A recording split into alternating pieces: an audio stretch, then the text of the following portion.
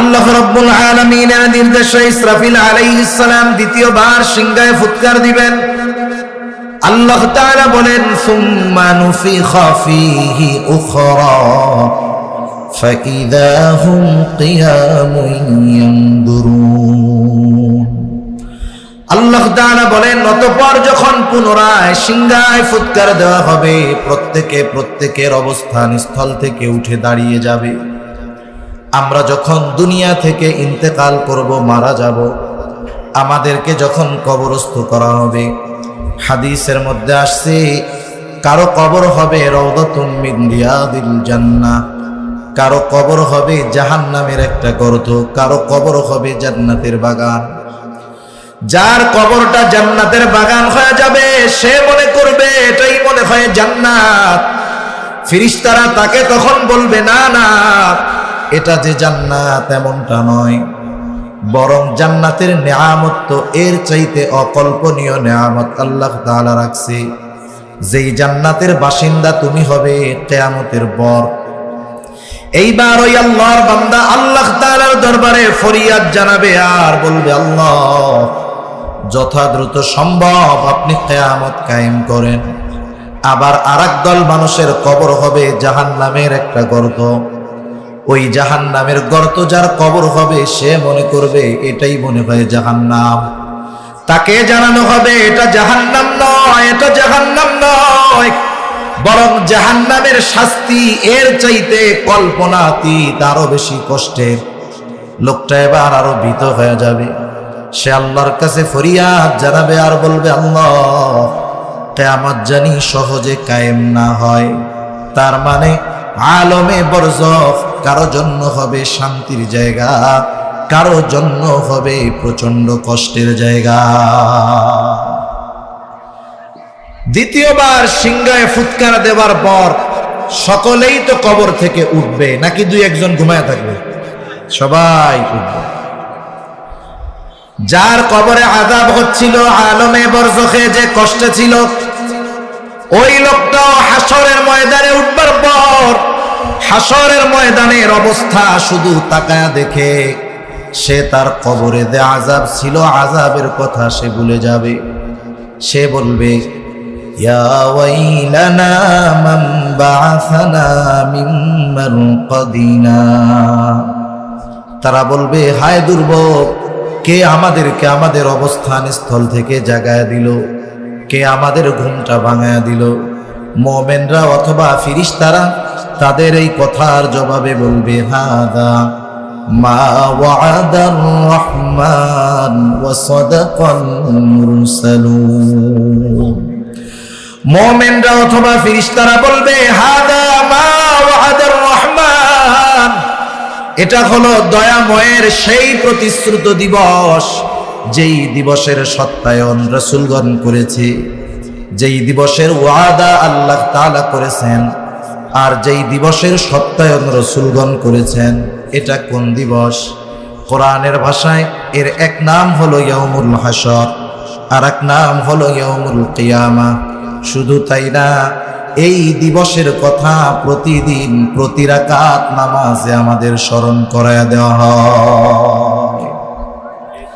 আমরা যখন নামাজ পড়ি, ইমামের পেছনে যখন পড়ি, ইমামের কেরাত মুসল্লির কেরাত। ইমাম যখন কোরআন তিলাওয়াত করেন, প্রত্যেক নামাজের প্রতি রাকাতে সূরা ফাতিহা ইমাম পড়েন কি পড়েন না? আর এক নাম হলো ইয়াউমুল জাযা, ফলাফল দিবস, প্রতিদান দিবস। আল্লাহ রাব্বুল আলামিন কোরআনুল কারীমের মধ্যে বলেন, ওয়া ইন্নামা তুওয়াফাউনা উজুরাকুম ইয়াওমাল কিয়ামাহ ফামান যুহজিহা আনিন নার ওয়া উদখিলাল জান্নাতা ফাকাদ ফাজ। আল্লাহ তাআলা বলেন, কিয়ামতের দিন মানুষকে তার কর্মের পূর্ণ প্রতিদান দেওয়া হবে। মুফাসসিরিনে কেরাম বলেন, কথাটা হলো এইরকম, কিয়ামতের দিন প্রত্যেকটা মানুষকে তার দুনিয়ার কর্মের পূর্ণ প্রতিদান দেওয়া হবে।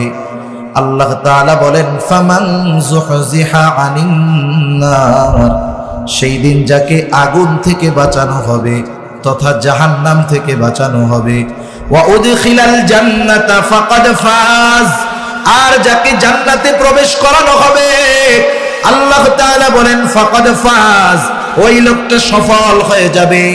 সেই দিন আমাকে আপনাকে আমার আপনার কর্মের পূর্ণ প্রতিদান দেওয়া হবে। ওই দিন আল্লাহ তাআলা ন্যায় বিচারের জন্য ইনসাফের আদালত কায়েম করবে। আল্লাহ তাআলাই কোরআনুল কারীমের মধ্যে বলেন وَنَضَعُ الْمَوَازِينَ الْقِسْطَ لِيَوْمِ الْقِيَامَةِ فَلَا تُظْلَمُ نَفْسٌ شَيْئًا وَإِنْ كَانَ مِثْقَالَ حَبَّةٍ مِّنْ خَرْدَلٍ أَتَيْنَا بِهَا وَكَفَى بِنَا حَاسِبِينَ। আল্লাহ রাব্বুল আলামিন বলেন, আমি কিয়ামতের দিন ন্যায় বিচারের আদালত কায়েম করব। আল্লাহ রাব্বুল আলামিন বলেন, ফালা তুযলামু নাফসুন শাইআ, আমার আদালত হলো এমন এক আদালত, আমার বিচারালয় হলো এমন এক বিচারালয়, ফালা তুযলামু নাফসুন শাইআ, আমার আদালতে কারো প্রতি ন্যূনতম জুলুম করা হবে না। কারণ বলেন তো, ওই দিন ওই আদালতের একচ্ছত্র আধিপত্য যার, যিনি তিনি কে? সম্মানিত উপস্থিতি, এই মুহূর্তে আমরা যারা এখানে আছি, গোটা দুনিয়াতে এই মুহূর্তে যত মানুষ আছে, আজ থেকে নিয়ে 100 বছর পর এই মুহূর্তে যারা এ পৃথিবীতে আছে, তাদের কেউ এ পৃথিবীতে থাকবে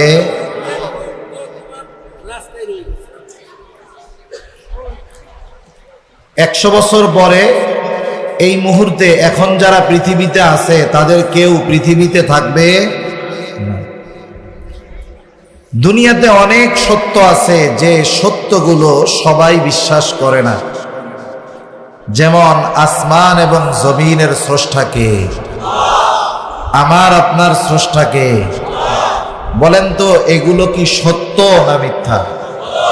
সত্য যে কোনো সন্দেহ সংশয় আছে, এই সংশয় সন্দেহ মুক্ত সত্যকেও পৃথিবীর সবাই বিশ্বাস করে না। কারণ পৃথিবীর বড় একটা অংশ আছে যারা স্রষ্টার অস্তিত্বকেই তারা অস্বীকার করে, আর যে স্রষ্টার অস্তিত্বকে অস্বীকার করে সে স্রষ্টার সব সৃষ্টিকে অস্বীকার করে, এটাই বাস্তবতা। কিন্তু পৃথিবীতে এমন একটা সত্য আছে যে সত্যটাকে পৃথিবীর কেউ অবিশ্বাস করে না, যেটার নাম হলো মওত, যেটার নাম হলো মরণ। আপনি দুনিয়ায় একজন পাবেন না যে বলবে যে না আমি মরব টরব না, এরকম কেউ বলবে?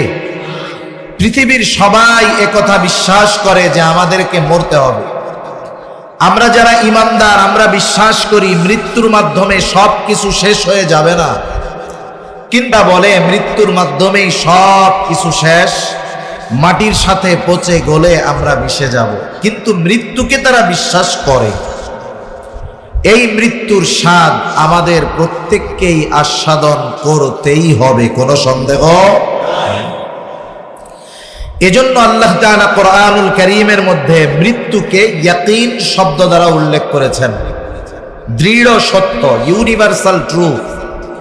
আল্লাহ তাআলা বলেন ওয়া'বুদ রাব্বাক হাত্তা ইয়াতিয়াকাল ইয়াকিন। আল্লাহ তাআলা এক জায়গায় বলেন আপনি আপনার রবের ইবাদত করবেন কতক্ষণ? হাত্তা ইয়াতিয়াকাল ইয়াকিন, দৃঢ় সত্যের আগমন পর্যন্ত। অর্থাৎ মৃত্যু পর্যন্ত আপনি আপনার রবের ইবাদত করবেন। এই মৃত্যুর স্বাদ আমাদের প্রত্যেককে আস্বাদন করতেই হবে। সাধারণত আমাদের দেশে যখন কোনো মানুষ মারা যায়, মারা যাওয়ার পরে বিভিন্ন মাইকে তার মৃত্যুর খবর প্রচার করা হয়, ঠিক কিনা বলেন? মৃত্যুর খবর যখন প্রচার করা হয়, মৃত্যুর খবর প্রচারের সময় একটা শব্দ উল্লেখ করা হয়, বলা হয় অমক এলাকার অমক আজ বিকাল 5 ঘটিকার সময় ইন্তেকাল করিয়াছে। এরকমই তো বলে নাকি, যে আগামী দিন সকাল 8টা বা 9টায় অমক মাঠে তার জানাজা অনুষ্ঠিত হবে। তাহলে মৃত্যুর খবর প্রচারের সময় একটি শব্দ বলে, যেই শব্দটা আরবি শব্দ ইন্তেকাল। ইন্তেকাল শব্দের অর্থ হলো স্থানান্তরিত হওয়া। তার মানে স্থানান্তর কাকে বলে? এক জায়গায় ছিল আর এক জায়গায় গেছে। ইন্তেকাল মানে সবকিছু শেষ হয়ে গেছে, বিষয়টা এমন নয়, বরং এক জায়গায় ছিল আর এক জায়গায় গেছে। অফিস এক বিল্ডিং এ ছিল, স্থানান্তর করে আর এক বিল্ডিং এ নেওয়া হয়েছে, এর মানে অফিস শেষ হয়ে যায় নাই, জায়গা পরিবর্তন হয়েছে। ঠিক কিনা? আমরাও মৃত্যুর মাধ্যমে মূলত ইন্তেকাল করি। ইন্তেকাল করার মাধ্যমে কি হয়? এক জায়গা থেকে আর এক জায়গায় আমরা যাই। ইন্তেকাল করার আগে আমরা আসি এখন দুনিয়ায়, ইন্তেকালের মাধ্যমে আমরা নতুন আর এক জগতে যাই, যেই জগতের নাম হলো আলমে বরজখ। আলমে বরজখে আমাদের প্রত্যেককেই অবস্থান করতে হবে, যেতে হবে। একটা মানুষ সাধারণভাবে মরুক, একটা মানুষকে জঙ্গলের হিংস্র প্রাণী খেয়ে ফেলুক, সমুদ্রের হাঙ্গরের পেটের মধ্যে সে গিয়ে মারা যাক, এক কথায় মৃত্যুর পর আমাকে আপনাকে যেই জায়গাটাতে দীর্ঘকাল অবস্থান করতে হবে, এটার নাম হলো আলমে বরজখ, লোকচক্ষুর অন্তরালের জগৎ। ওই জগতের কোনো কিছু দুনিয়ার মানুষ দেখতে পারে না, দেখতে পারে না বিধায় ওই জগৎকে অস্বীকার করার কোনো সুযোগ নাই। আলমে বরজখে আমাদের সকলকে অবস্থান করতে হবে দীর্ঘকাল, তবে অনন্তকাল নয়। আল্লাহ তাআলা কোরআনুল কারীমের মধ্যে জানায় দেন, সিংগায় ফুৎকারের মাধ্যমে আমাদের অনন্তকালের পথযাত্রায় যেই এক স্টপ আলমে বরজখ, ওইখানের অবস্থান আমাদের শেষ হবে। আল্লাহ তাআলা কোরআনুল কারীমের মধ্যে বলেন, ওয়ানুফিখা ফিস-সূর فصعق من في السماوات ومن في الأرض إلا من شاء الله ثم نفخ فيه أخرى فإذا هم قيام ينظرون। আল্লাহ রাব্বুল আলামিন বলেন, প্রথমবার সিংহায় ফুৎকার দেওয়ার পর فصعق من في السماوات ومن في الأرض إلا من شاء الله। প্রথমবার সিংহায় ফুৎকার দেওয়ার পর আল্লাহ তাআলা যেগুলো চান সেগুলো ছাড়া আসমান জমিনের মাঝে যত প্রাণ আছে, যত প্রাণী আছে, যত মানুষ আছে, আল্লাহ তাআলা যেগুলো চান সেগুলো ছাড়া সব অজ্ঞান হয়ে যাবে। মুফাসসিরিনে কেরাম বলেন, প্রথমবার সিংহায় ফুৎকারের পর প্রথমে সব মানুষেরা অজ্ঞান হয়ে যাবে, এরপরে তাদের সকলের মৃত্যু ঘটবে। মৃত্যুর মাধ্যমে সর্বশেষ মানুষটাও দুনিয়ার জগৎ থেকে আলমে বরজখের বাসিন্দা হয়ে যাবে। দ্বিতীয়বার আরো একটা সিংহায় ফুৎকার দেওয়া হবে, যেই সিংহায় ফুৎকারের মাধ্যমে মানুষেরা পুনরায় আবার পুনরুত্থিত হবে।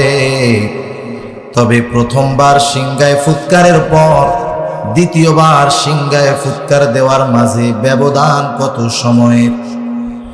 এই ব্যাপারে তাফসীরের মধ্যে হাদিস আসছে, হযরত আবু হুরায়রা রাদিয়াল্লাহু তাআলা আনহু থেকে বর্ণিত হাদিস।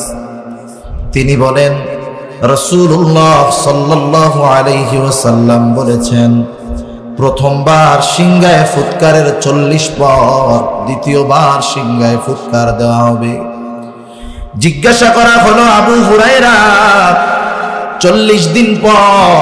তিনি বললেন না। 40 সপ্তাহ পর? তিনি বললেন না। 40 মাস পর? না।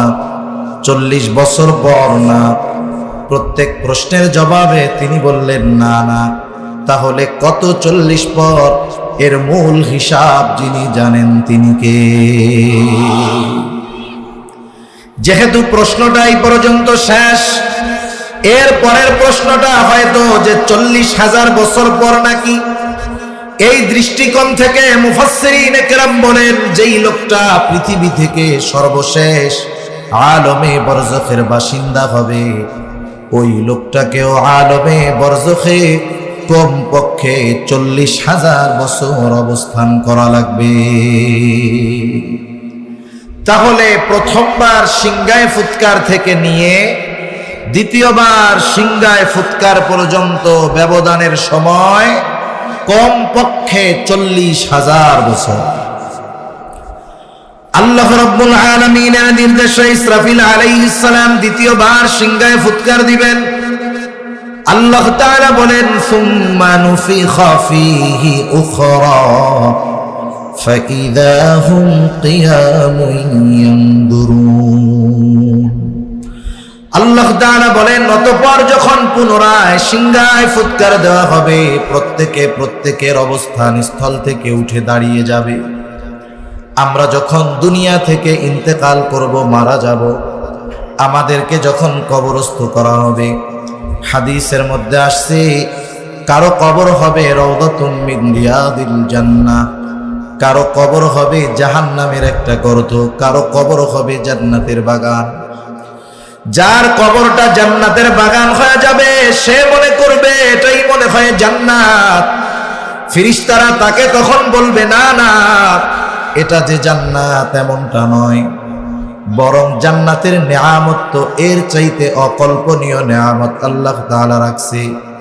যেই জান্নাতের বাসিন্দা তুমি হবে কিয়ামতের পর।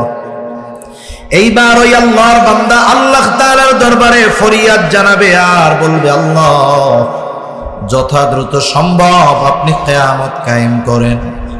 আবার আরেক দল মানুষের কবর হবে জাহান্নামের একটা গর্ত। ওই জাহান্নামের গর্ত যার কবর হবে সে মনে করবে এটাই মনে হয় জাহান্নাম। তাকে জানানো হবে এটা জাহান্নাম নয়, এটা জাহান্নাম নয়, বরং জাহান্নামের শাস্তি এর চাইতে কল্পনাতীত আরো বেশি কষ্টের। লোকটা এবার আরো ভীত হয়ে যাবে, সে আল্লাহর কাছে ফরিয়াদ জানাবে আর বলবে, আল্লাহ কিয়ামত জানি সহজে কায়েম না হয়। তার মানে আলমে বরজখ কারো জন্য হবে শান্তির জায়গা, কারো জন্য হবে প্রচন্ড কষ্টের জায়গা। দ্বিতীয়বার সিংগায় ফুৎকার দেওয়ার পর সকলেই তো কবর থেকে উঠবে, নাকি দুই একজন ঘুমায় থাকবে? সবাই উঠবে।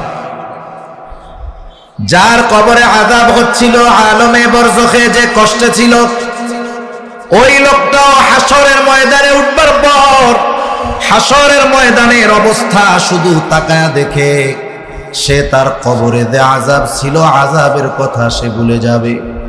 সে বলবে, ইয়া ওয়াইলানা মান বাআসানা মিন মারকাদিনা।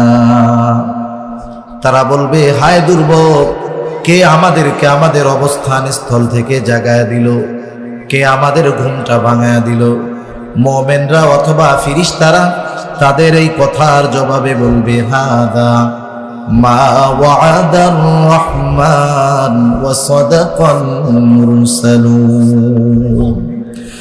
মুমিনরা অথবা ফেরেশতারা বলবে, হাদা মা ওয়াদার রহমান, এটা হলো দয়াময়ের সেই প্রতিশ্রুত দিবস যেই দিবসের সত্যায়ন রাসূলগণ করেছে, যেই দিবসের ওয়াদা আল্লাহ তাআলা করেছেন, আর যেই দিবসের সত্যায়ন রাসূলগণ করেছেন। এটা কোন দিবস? কোরআনের ভাষায় এর এক নাম হলো ইয়াউমুল হাসর, আর এক নাম হলো ইয়াউমুল কিয়ামা। শুধু তাই না, এই দিবসের কথা প্রতিদিন প্রতি রাকাত নামাজে আমাদের স্মরণ করায়া দেওয়া হয়।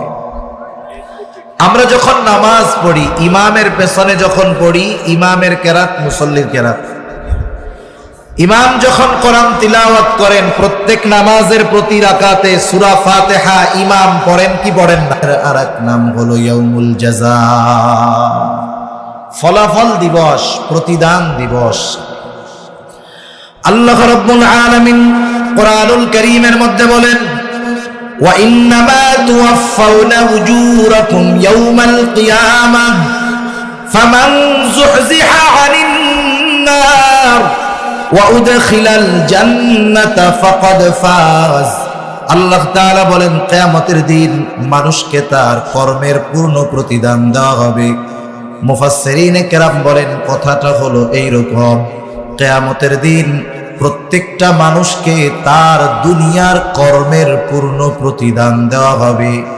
আল্লাহ তাআলা বলেন, ফামান যুহজিহা আনিন নার, সেই দিন যাকে আগুন থেকে বাঁচানো হবে তথা জাহান্নাম থেকে বাঁচানো হবে, ওয়া উদখিলাল জান্নাতা ফাকাদ ফাজ, আর যাকে জান্নাতে প্রবেশ করানো হবে আল্লাহ তাআলা বলেন ফাকাদ ফাজ, ওই লোকটা সফল হয়ে যাবে। সেই দিন আমাকে আপনাকে আমার আপনার কর্মের পূর্ণ প্রতিদান দেওয়া হবে। ওই দিন আল্লাহ তাআলা ন্যায় বিচারের জন্য ইনসাফের আদালত কায়েম করবে। আল্লাহ তাআলা কোরআনুল কারীমের মধ্যে বলেন, وَنَضَعُ الْمَوَازِينَ الْقِسْطَ لِيَوْمِ الْقِيَامَةِ فَلَا تُظْلَمُ نَفْسٌ شَيْئًا وَإِنْ كَانَ مِثْقَالَ حَبَّةٍ مِّنْ خَرْدَلٍ أَتَيْنَا بِهَا وَكَفَى بِنَا حَاسِبِينَ। আল্লাহ রাব্বুল আলামিন বলেন, আমি কিয়ামতের দিন ন্যায় বিচারের আদালত কায়েম করব। আল্লাহ রাব্বুল আলামিন বলেন, ফালা তুযলামু নাফসুন শাইআ, আমার আদালত হলো এমন এক আদালত, আমার বিচারালয় হলো এমন এক বিচারালয়, ফালা তুযলামু নাফসুন শাইআ, আমার আদালতে কারো প্রতি ন্যূনতম জুলুম করা হবে না।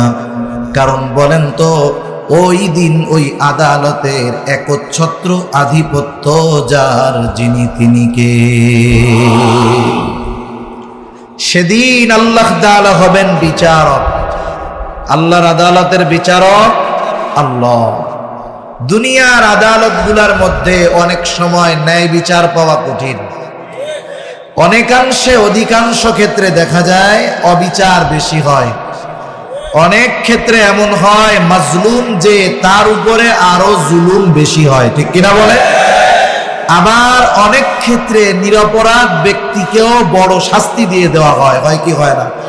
আমরা মাঝে মধ্যে দেখি এরকম যে 30 বছর জেল খেটে বের হয়েছেন, 30 বছর পরে প্রমাণিত হয়েছে উনি এই ঘটনার সাথে জড়িতই ছিলেন না। সেজন্য মনে রাখতে হবে, আজকের দিনটা হয়তো জালেমের, আগামী দিনটা মাজলুমের, ঠিক কিনা বলে?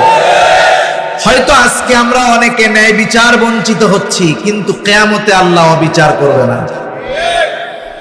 আল্লাহ রাব্বুল আলামিন সেই দিন হবেন বিচারক।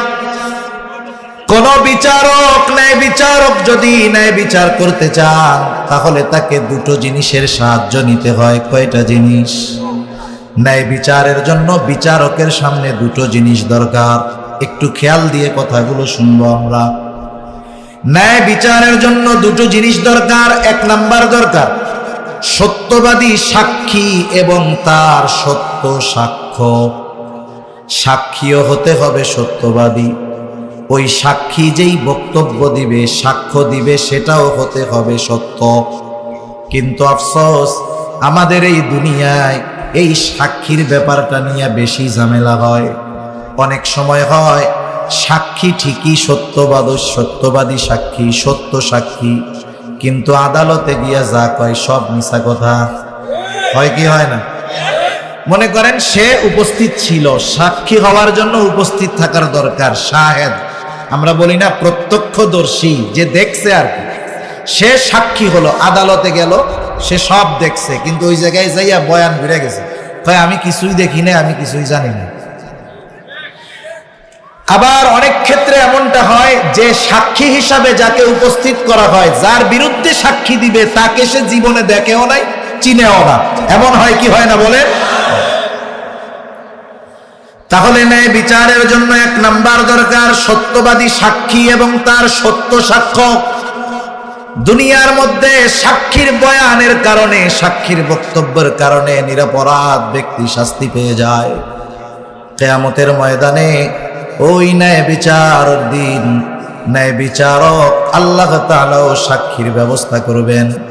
আল্লাহ তাআলার সাক্ষী কারা বলেন তো? দুনিয়ার যেখানেই আমি আপনি যাই না কেন, রাত হোক দিন হোক, ঘরে হোক বাহিরে হোক, গহীন অরণ্যের মধ্যে একাকী হোক, আমি আপনি যেই অবস্থায় যেই কর্মটা করি না কেন, আমার আপনার আমলটা, কর্মটা যদি সরিষা দানার চাইতেও ছোট হয়, আমার আপনার সব কর্মের ব্যাপারে যিনি খবর রাখেন, যিনি দেখেন, তিনি কে? সাক্ষী হওয়ার জন্য শাহেদ দেখার দরকার। তাহলে আমরা দুনিয়ায় যে কাজ করি, দুনিয়ার সব কাজ দেখেন কে? তাহলে আমার আপনার সব কর্মের অন্যতম প্রধান এবং প্রথম সাক্ষী কে? আল্লাহ রাব্বুল আলামিন নিজের সাক্ষীর ব্যাপারে নিজেই বলেন, কাফা বিল্লাহি শাহিদা। সাক্ষী হিসাবে আল্লাহ তাআলাই যথেষ্ট। আল্লাহ রাব্বুল আলামিন এরপরেও আমাদের কর্মের ব্যাপারে আরো সাক্ষী রাইখা দিয়েছেন। ফেরেশতারা আমাদের কর্মের ব্যাপারে সাক্ষী। কিছু ফেরেশতা আছে সকাল সন্ধ্যা, সন্ধ্যা টু সকাল আমাদের পাহারায় নিয়োজিত থাকে আল্লাহ তাআলার আদেশে। সকাল থেকে সন্ধ্যা এক দল, সন্ধ্যা থেকে সকাল পর্যন্ত আর এক দল আমার আপনার পাহারায় নিয়োজিত থাকে আল্লাহ তাআলার আদেশে। এই ফেরেশতারা আমাকে আপনাকে বিপদ আপদ থেকে হেফাজত করে। এই যেই ফেরেশতারা আমার আপনার সাথে থাকে, এরা আমার আপনার কর্মের সাক্ষী। শুধু তাই না, আমার আপনার সাথে দুইজন ফেরেশতা সর্বদা আছে, ডান কাঁধে একজন, বাম কাঁধে একজন, সম্মানিত লেখক দ্বয়। আল্লাহ তাআলা বলেন, কিরামান কাতিবিনা ইয়ালামুনা মা তাফআলুন। আল্লাহ তাআলা বলেন, কিরামান কাতিবিন, সম্মানিত লেখকদ্বয় জানে তোমরা কি আমল করো। তাহলে আমাদের কর্মের 1 নাম্বার সাক্ষী আল্লাহ, 2 নাম্বার সাক্ষী ফেরেশতা, 3 নাম্বার সাক্ষী আমি আপনি যেই অঙ্গ প্রত্যঙ্গ দিয়ে আমাদের কর্মগুলো সম্পাদন করি। মানুষ তার কর্ম সম্পাদনের জন্য তার অঙ্গ প্রত্যঙ্গের দরকার হয়। কেউ হাত দিয়ে কর্ম সম্পাদন করে, কেউ পা দিয়ে করে, কেউ চোখ দিয়ে করে, কেউ কান দিয়ে করে, কেউ জবান দিয়ে করে। এক কথায় কর্ম সম্পাদনের জন্য এই অঙ্গ প্রত্যঙ্গগুলোর দরকার আছে না নাই? আল্লাহ তাআলা জানায় দেন, আমার আপনার অঙ্গ প্রত্যঙ্গগুলো কিয়ামতের দিন আমার আপনার কর্মের ব্যাপারে সাক্ষী। আল্লাহ তাআলা বলেন, আল-ইয়াওমা নাখতিমু আলা আফওয়াহিহিম ওয়া তুকাল্লিমুনা আইদিহিম ওয়া তাশহাদু আরজুলুহুম বিমা কানু ইয়াকসিবুন।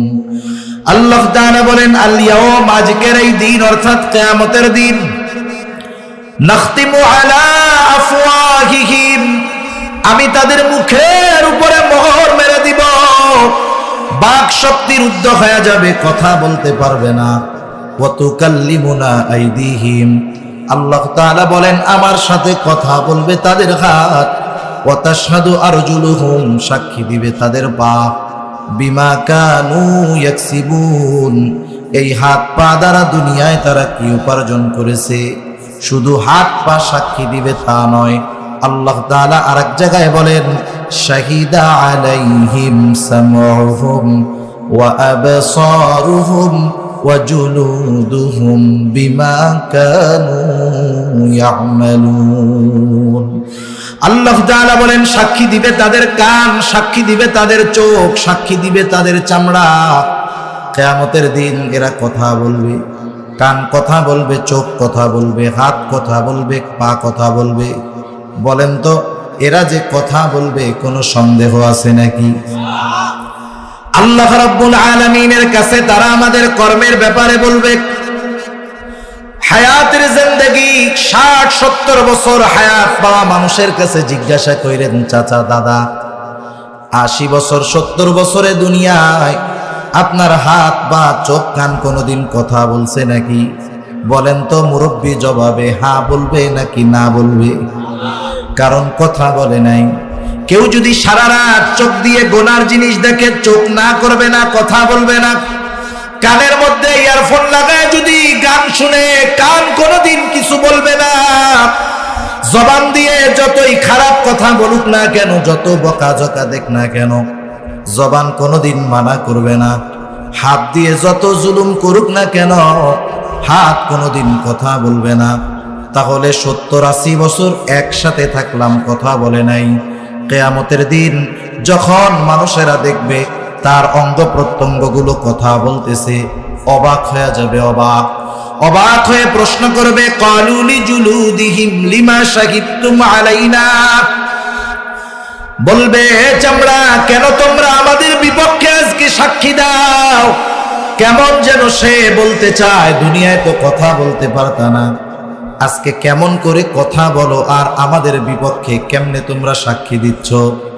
এইবার অঙ্গ প্রত্যঙ্গগুলো তাদের এই কথার জবাবে বলবে, ক্বালু আনতাকানাল্লাহ, আজকে আমাদের কথা বলার ক্ষমতা যিনি দিয়েছেন তিনি কে? আজকে আল্লাহ তাআলা আমাদেরকে কথা বলার ক্ষমতা দিয়েছেন, তাই আমরা বলতেছি। তাহলে আল্লাহ রাব্বুল আলামিনের সাক্ষী 1 নাম্বার স্বয়ং আল্লাহ, 2 নাম্বার ফেরেশতা, 3 নাম্বার আমার আপনার অঙ্গ প্রত্যঙ্গ, 4 নাম্বার সাক্ষী যেই জায়গায় বসে মানুষ কর্ম সম্পাদন করে ওই জায়গা তার পক্ষে অথবা বিপক্ষে সাক্ষী, 5 নাম্বার যেই সময়ে সে কর্মগুলো করে ওই সময়টা তার কর্মের ব্যাপারে সাক্ষী। আমি আর লম্বা করব না, 5 ধরনের সাক্ষীর কথা আপনাদের খেদমতে বললাম। বলেন তো, দুনিয়ার সত্যবাদী সাক্ষীর সাক্ষ্যকে প্রলোভন দিয়ে, হুমকি দিয়ে, ঘুষ দিয়ে, অস্ত্রের ভয় দেখায়া তার সাক্ষী পরিবর্তন করা যায়, কিন্তু আল্লাহ তাআলার বিচারালয়ে যারা সাক্ষী তাদের কি হুমকি ধামকি ঘুষ দিয়ে সাক্ষ্য পরিবর্তন করা যাবে নাকি? তাহলে ন্যায় বিচারের জন্য কয়টা জিনিস দরকার? একটু জোরে বলেন, কয়টা? 2টা। 1 নাম্বার সত্যবাদী সাক্ষী এবং তার সত্য সাক্ষ্য। 1 নাম্বার যেটা দরকার ন্যায় বিচারের জন্য, সেটার ব্যবস্থা কি আল্লাহ তাআলার কাছে আছে? 2 নাম্বার যেটা দরকার সেটা হলো এভিডেন্স, দলিল, কর্মের সংরক্ষণ। আল্লাহ রাব্বুল আলামিন আমার আপনার কর্ম সংরক্ষণের ব্যবস্থা খুব নিপুণভাবে যথাযথভাবে করেছেন। আল্লাহ তাআলা বলেন, ইযি ইয়াতালাক্কাল মুতালাক্কিয়ানি আনিল ইয়ামিনি ওয়া আনিশ শিমালি কাঈদ। আল্লাহ রাব্বুল আলামিন বলেন, আমাদের প্রত্যেকের ডান কাঁধে একজন ফেরেশতা, বাম কাঁধে আরেকজন ফেরেশতা আছে। ডান কাঁধের ফেরেশতা যিনি, তার কাজ হলো ভালো কাজগুলো লেখা, বাম কাঁধে যিনি, তার কাজ হলো মন্দ কাজগুলো লেখা। ওনারা আমাদের কর্মগুলো সংরক্ষণ করেন, লিপিবদ্ধ করে রাখেন। শুধু তাই না, আরো একজন ফেরেশতা আছে, তার কাজ হলো আমাদের কথাগুলোকে সংরক্ষণ করা। আজকের জামানায় বিজ্ঞান বলতেছে মানুষ যেই কথাগুলো বলে সে কথাগুলো ধ্বংস হয়ে যায় না, বরং মানুষের উচ্চারিত প্রত্যেকটা শব্দ বাতাসের মধ্যে থেকে যায়। আমি আপনি যেই কথাগুলো অতীতে বলেছি, এখন বলছি, মৃত্যু পর্যন্ত বলবো, সব কথাগুলো বাতাসের মধ্যে আছে, এটা বিজ্ঞান বলতেছে। কিয়ামতের দিন আল্লাহ তাআলা যদি বলে, এই যে বাতাস, আমার বান্দা অমুক এলাকার অমুক বান্দা আব্দুর রহিম, তার গোটা জিন্দেগিতে যত কথা বলছে বাতাস, সবগুলো আলাদা করে আমার সামনে হাজির করো। এটা আল্লাহ তাআলার জন্য শুধু সহজ না অতি সহজ? অতি সহজ বিষয়। আর আল্লাহ রাব্বুল আলামিন বলেন, মা ইয়ালফিযু মিন কওলিন ইল্লা লাদাইহি রাকীবুন আতীদ। আল্লাহ রাব্বুল আলামিন বলেন, সদা তৎপর একজন ফেরেশতা আমাদের সাথে সর্বসময় আছে। মানুষ যা জবান দিয়ে নিক্ষেপ করে, অর্থাৎ জবান দিয়ে যেই কথাগুলো, শব্দগুলো উচ্চারণ করে, ওই সদা তৎপর ফেরেশতা ওই কথাটা উচ্চারণ করার সাথে সাথে সে সংরক্ষণ করে রাখে। তার মানে আমি আপনি যত কথা বলি, যত কাজ দুনিয়াতে করি, আমার আপনার কথা কাজ সংরক্ষণের ব্যবস্থা করেছেন কে? এগুলো সব ফাইল আকারে তৈরি হচ্ছে, ফাইল আমলনামা আকারে। ইয়াউমুল হাসর, যেই দিন আমাদের সকলকে একত্রিত করা হবে, আল্লাহ রাব্বুল আলামিন আমাদের দুনিয়ার কর্মের প্রত্যেকটা ফাইল আমলনামা, যার যার আমলনামা তার তার হাতে পৌঁছায়া দিবে।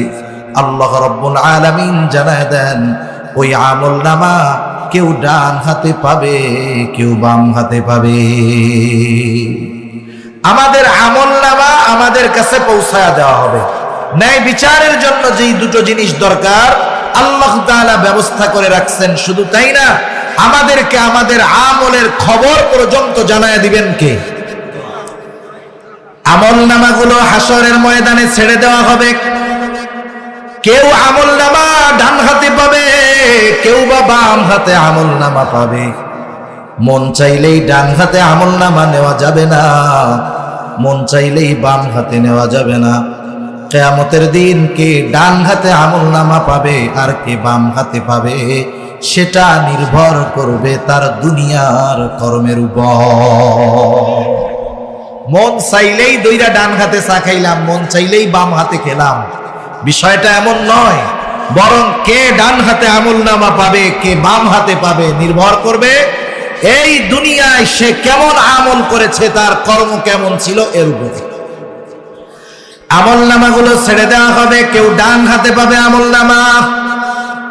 ডান হাতে যারা আমলনামা পাবে তারা তো সফল, তারা আনন্দিত হয়ে যাবে। ডান হাতে আমলনামা পাওয়ার পর তাদের অভিব্যক্তি কেমন হবে, তারা কত আনন্দিত হবে। আল্লাহ তাআলা কোরআনুল কারীমের মধ্যে বলেন, ফাআম্মা মান উতিয়া কিতাবাহু বিয়ামিনি ফায়াকুলু হাউম ইকরাউ কিতাবিয়া ইন্নী যালামতু আন্নী মুলাকিন হিসাবিয়া। আল্লাহ রাব্বুল আলামিন বলেন, ডান হাতে যারা আমলনামা পাবে তারা আনন্দে মানুষদেরকে বলবে, ফায়াকুলু হাউম ইকরাউ কিতাবিয়া, এই তো আমার কিতাব, এই তো আমার আমলনামা, তোমরা পড়ো আমার কিতাব, পড়ো আমার আমলনামা। সে ডান হাতে আমলনামা পাবার কারণটাও কেমন যেন বলে দিবে। কোন কারণে সে ডান হাতে আমলনামা পেল, কেমন যেন কারণ হিসাবেই সে বলবে, ইন্নী যালামতু আন্নী মুলাকিন হিসাবিয়া, আমি ডান হাতে আমলনামা পাবার কারণ হলো আমি এই ব্যাপারে দৃঢ় বিশ্বাস রাখতাম যে আমাকে আমার কর্মের হিসাবের মুখোমুখি হওয়া লাগবে। তার মানে আমি দুনিয়াতে এই বিশ্বাস রাখতাম যে দুনিয়াতে আমি যেই কর্ম করব আমার কর্মের হিসাবের মুখোমুখি হওয়া লাগবে, এই চিন্তা দুনিয়াতে আমার ছিল। এই জন্য আমি ভালো কাজ করতাম, গুনার থেকে বাঁচতাম। এজন্য আমি আজকে আমলনামা কোন হাতে পাইছি? ডান হাতে। বাম হাতে যারা আমলনামা পাবে তাদেরকে সামনাসামনি তাদের আমলনামা দেওয়া হবে না, বরং বাম হাতটাকে বুক চিরে পেছন দিকে নেওয়া হবে, এরপরে হাতের মধ্যে আমলনামা দেওয়া হবে। আমলনামা পাবার পর এই মানুষগুলো কি বলবে? আল্লাহ তাআলা বলেন, ওয়া আম্মা মান উতিয়া কিতাবাহু বিশিমালি ফায়াকুলু ইয়া লাইতানি লাম উতা কিতাবিয়া ওয়া লাম আদরি মা হিসাবিয়া। বাম হাতে আমলনামা পাবার পর ওই মানুষগুলো বলবে, হায় দুর্ভোগ, আমি যদি এই কিতাবটা না পাইতাম, লাম উতা কিতাবিয়া, আমি যদি এই কিতাব না পাইতাম কতই না ভালো হতো। ওয়ালাম আদরি মা হিসাবিয়া, আমি যদি আমার হিসাব সম্পর্কে না জানতাম কতই না ভালো হতো। মোট কথা হলো, ডান হাতে আমলনামা যে পাবে জান্নাতি, বাম হাতে যে আমলনামা পাবে সে জাহান্নামী। আল্লাহ রাব্বুল আলামিন সেই কথাই বলেন, কুল্লু নাফসিন বিমা কাসাবাত রহিনা। আল্লাহ তাআলা বলেন, প্রত্যেকটা মানুষ তার কর্মের কারণে আবদ্ধ থাকবে। মুফাসসিরিনে কেরাম বলেন, এখানে উদ্দেশ্য হলো প্রত্যেকটা মানুষ যারা বাম হাতে আমলনামা পাবে তারা তাদের মন্দ কর্মের কারণে জাহান্নামের মধ্যে আবদ্ধ থাকবে, ইল্লা আসহাবাল ইয়ামিন, তবে যারা ডান হাতে আমলনামা পেয়েছে তারা জাহান্নামে আবদ্ধ থাকবে না, কারণ তারা ডান হাতে আমলনামা পাবার কারণে তাদের ঠিকানা হবে জান্নাত। আল্লাহ রাব্বুল আলামিন জান্নাতি আর জাহান্নামীদের মধ্যে দেখা ও কথাবার্তার ব্যবস্থা করে দিবে। কারণ জান্নাতি জান্নাতে যাবার আগ পর্যন্ত তার টেনশন, চিন্তা, ভয় সব থাকবে। কিন্তু বলেন তো, জান্নাতে যাওয়ার পর কোনো টেনশন, চিন্তা, ভয়, ভীতি আছে নাকি? কারণ জান্নাতে এগুলো নাই। জান্নাতের মধ্যে শুধু সালাম আর সালাম। জান্নাতি জান্নাতে যাবার পর দুনিয়ায় ওই জান্নাতির পরিচিত যারা ছিল, আপনজন, বন্ধু বান্ধব, পরিচিত জন, জান্নাতি জান্নাতে গিয়ে সকলকে খুঁজবে। বলেন তো, জান্নাতি জান্নাতে গিয়ে পরিচিত সবাইকে খুঁজবে, তবে ওই জান্নাতি সকলকে কি জান্নাতে পাবে নাকি? সবাইকে পাবে জান্নাতে? কারণ তার সব পরিচিত মানুষ তো জান্নাতে যায় নাই, তার কিছু পরিচিত মানুষ তো জাহান্নামের মধ্যেও আছে। ঠিক কিনা বলেন? তাফসীরে ইবনে কাসীরের মধ্যে আসছে, আল্লাহ তাআলা জান্নাতি আর জাহান্নামীদের মধ্যে দেখা ও কথাবার্তার ব্যবস্থা করবেন। জান্নাতি জাহান্নামীদেরকে দেখবে, জাহান্নামী জান্নাতীদের জান্নাতে দেখবে। জান্নাতি যখন জাহান্নামের দিকে তাকায় দেখবে, তার পরিচিত বন্ধু বান্ধব, আত্মীয় স্বজন, হাজারো মানুষ জাহান্নামের আযাব ভোগ করতেছে। এই দৃশ্যটা দেখবার পর জান্নাতি আল্লাহর দরবারে তার কৃতজ্ঞতার মাত্রা বাড়ায়া দিবে। সে বলবে, আল্লাহ, আপনি যদি আমার প্রতি দয়া না করতেন, মেহেরবান না হইতেন, দুনিয়ায় আমি তো তার সাথে চলতাম, একই অফিসেই তো থাকতাম, একই সাথে লেখাপড়া করতাম, একই সাথে চাকরি বাকরি, ব্যবসা বাণিজ্য করতাম। আয় আল্লাহ, সে জাহান্নামী, আমি জান্নাতি। আপনি যদি আমার প্রতি দয়া না করতেন, হয়তো আজকে আমাকেও ওর সাথে জাহান্নামে থাকা লাগতো।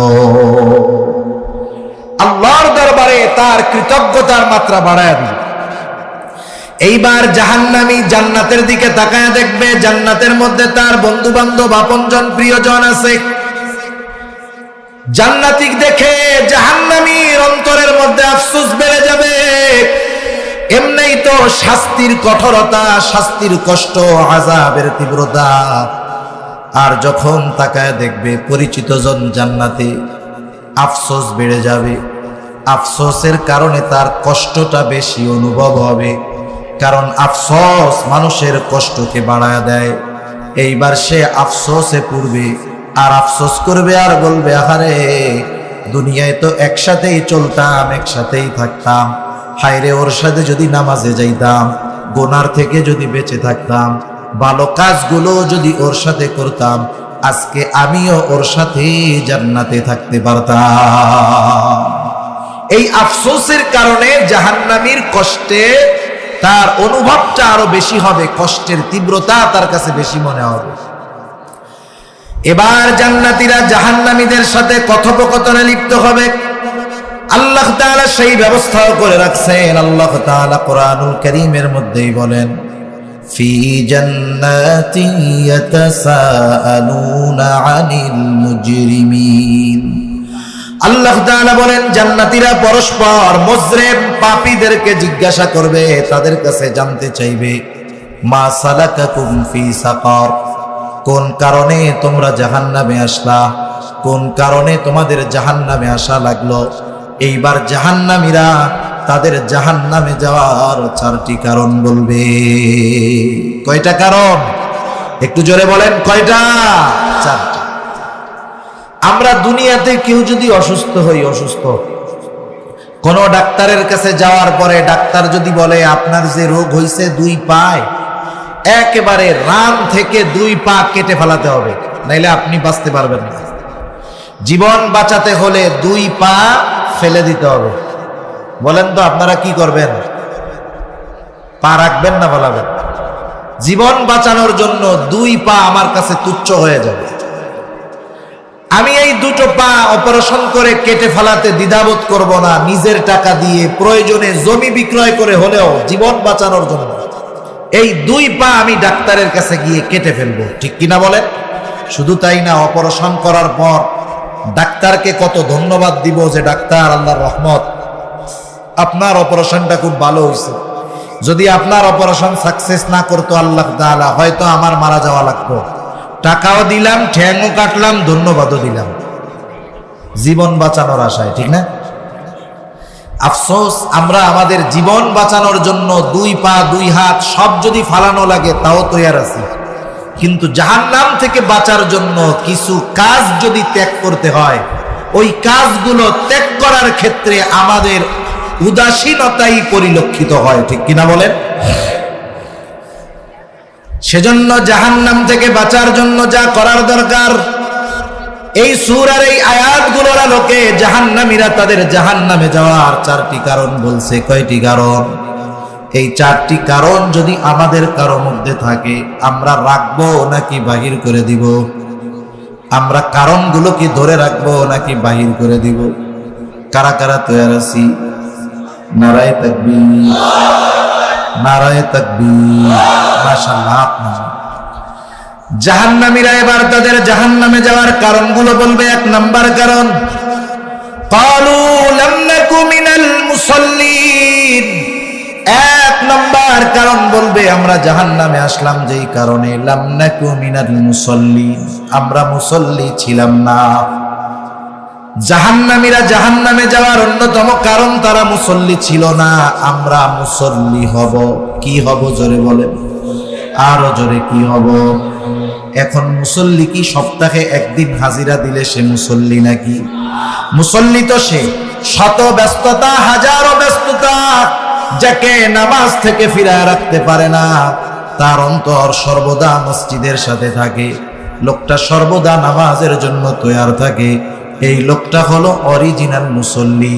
শুধু তাই না, যেই মুসল্লির অন্তর মসজিদের সাথে লাগানো, ওই মুসল্লি কিয়ামতের দিন আরশের ছায়ায় যারা স্থান পাবে, তাদের মধ্যে ওই মুসল্লিও একজন। নবীজি বলেন, আরশের ছায়ায় যারা স্থান পাবে, এদের মধ্যে অন্যতম একজন হলো রাজুলুন কলবুহু মুআল্লাকুম ফিল মসজিদ। ওই ব্যক্তি আরশের ছায়ায় স্থান পাবে যার অন্তর সর্বদা মসজিদের সাথে লাগাও থাকতো। সুবহানাল্লাহ। আমি লম্বা আলোচনা করব না। আমাদের দেশে অধিকাংশ মানুষ বেনামাজি, মুসল্লি নয়, এটাই বাস্তব কথা, ঠিক কিনা বলেন? তবে অধিকাংশ মানুষ নামাজ না পড়ার, মুসল্লি না হওয়ার কারণ কি? কারণ হিসাবে আমরা যেটা পাবো, যে সে তার জীবিকা উপার্জনের জন্য নামাজ পড়ার সুযোগ পায় না, ঠিক কিনা বলেন? চাকরিজীবী চাকরির কারণে নামাজ পড়তে পারে না, ভ্যান চালায় ভ্যান চালানোর কারণে নামাজ পড়তে পারে না, দোকানদার দোকানদারির কারণে নামাজ পড়তে পারে না, সিএনজিওয়ালা সিএনজি চালানোর কারণে নামাজ পড়তে পারে না।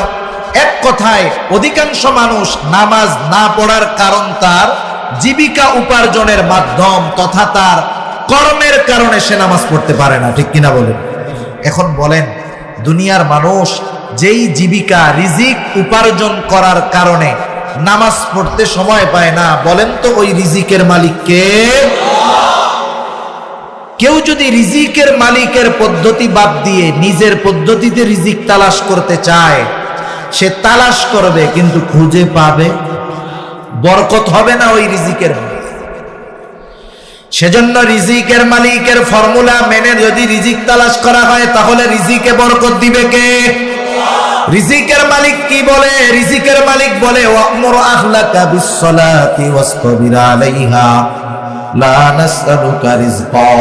রিজিকের মালিক বলে, বান্দা তুমি তোমার অধীনস্থদেরকে নামাজের আদেশ করো, অর্থাৎ মুসল্লি বানাও, তুমিও তার উপরে অটল থাকো, অর্থাৎ তুমিও মুসল্লি হও। নিজে মুসল্লি হও, ঘরের মানুষদেরকে মুসল্লি বানাও। আল্লাহ তাআলা বলে, বান্দা লা নাসআলুকা রিজকা, বান্দা আমি আল্লাহ তোমার কাছে তো রিজিক চাই না, বরং তুমি যদি নামাজি হও, তোমার ঘরের মানুষ যদি নামাজি হয়ে যায়, আল্লাহ